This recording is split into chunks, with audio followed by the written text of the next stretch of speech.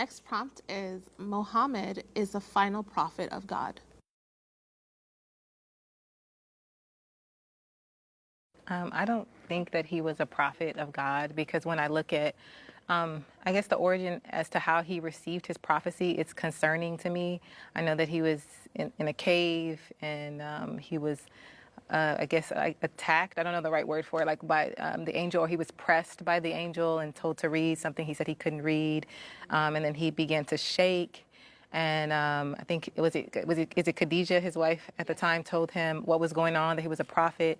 And then there's a point in which that he became like, to where he was trying to himself off of a mountain.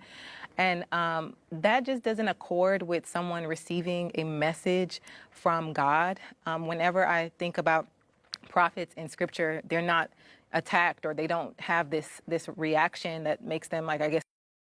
And when I think about someone being told to be off of a cliff, if you will, I think about Matthew 4. It's one of my favorite chapters in the whole Bible, and it's Jesus Christ's temptation, and he's talking to Satan, and Satan is the one telling him to jump off of the cliff. So it doesn't really accord with someone who had an encounter with God. It seems way more sinister to me. It seems way more dark than someone who was a prophet of God. What, do you remember Moses' encounter with God? Yes, I do. He was terrified, was he not?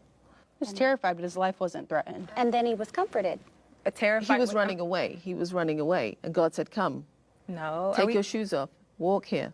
No, so the account in scripture said, it's in Exodus, and he sees a burning bush, and he literally says, "Now I will literally turn aside to see why this bush is not consumed." He turns aside, and he begins to have a conversation with God, and he tells him to take your shoes off. We're on holy ground. There's nothing in that text that says that he was terrified or scared or wanted to jump off of a mountain. He was afraid. It's not in that text. I think awe is a better word. Yes, he was in awe is a awe great of word. what was Yeah. happening, but it did not terrify him or make him run away from the presence of God. It actually drew him into the presence of God. In That's what comparison. God does in comparison to Muhammad's encounter.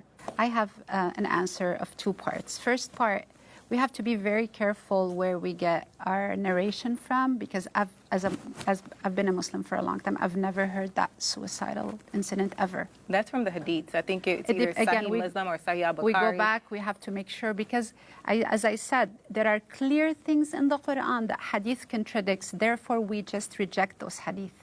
That's part one. Part two, I don't know, probably I myself experienced a lot of awe moments in my life. And at that moment, you're not in your sanity. You can't process things the way they are. So, assumably, according to non-Muslim, he was approached by an angel, and the angel power kind of overtook him. He will not be able to be normal. He will not be able to react normally.